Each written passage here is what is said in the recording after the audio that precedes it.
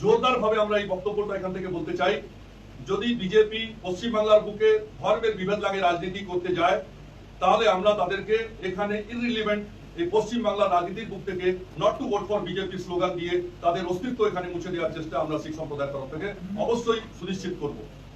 আপনারা ভালোভাবে জানেন, প্রায় 1 বছর আগে leader of opposition mister Suvendu Adhikari সন্দেশখালীতে যাওয়ার পথে একটা শিখ আইপিএস অফিসার জসপ্রীত সিং এর পাগড়ি দেখে ওনাকে খালিস্তানি বলে ডেকেছিলেন।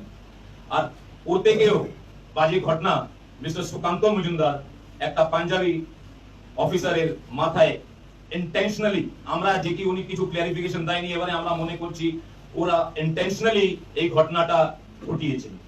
সেটা নিয়ে আমাদের মধ্যে অনেক রোষ আছে। আমাদের সবথেকে বড় সংস্থা সিং সভা এনার নামে এফআইআর করিয়ে দিয়েছে। আর আমরা ইমিডিয়েটলি মিস্টার সুকান্ত মজুমদারকে চাই কি উনি সামনে এসে ক্লারিফিকেশন দেন, আর ইমিডিয়েটলি এই জিনিসের ঘটনার জন্য আপনাকে ক্ষমা চাইতে হবে। নালে আগামী দিন আমরা সব একসাথে মিলে একটা বড় আন্দোলন এই বিজেপির বিরুদ্ধে, সুকান্ত মজুমদার বিরুদ্ধে আমরা করব। এরা এতই নির্লজ্জ, এই ঘটনাটা ঘটে 3 দিন আজকে হয়ে গেছে, ইনি কিছুই স্টেটমেন্ট এর পক্ষে উনি দিলেন না। তাহলে আমাদের ধারণা এটা ওরা জেনে বুঝে এই সব ঘটনাগুলো ঘটাচ্ছে, শিখদেরকে হ্যাকেল করছে।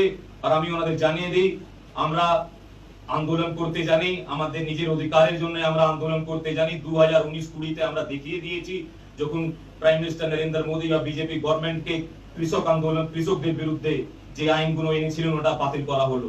আমরা 36 দিন শুভেন্দু অধিকারী যখন জসপ্রীত সিংকে খালিস্তানি বলে ডেকেছিলেন, 36 দিন আমরা বিজেপির রাজ্য দপ্তর মুরলীধর সেন লেনে আমরা ধর্ণা করে ওদের দেখিয়ে দিয়েছি।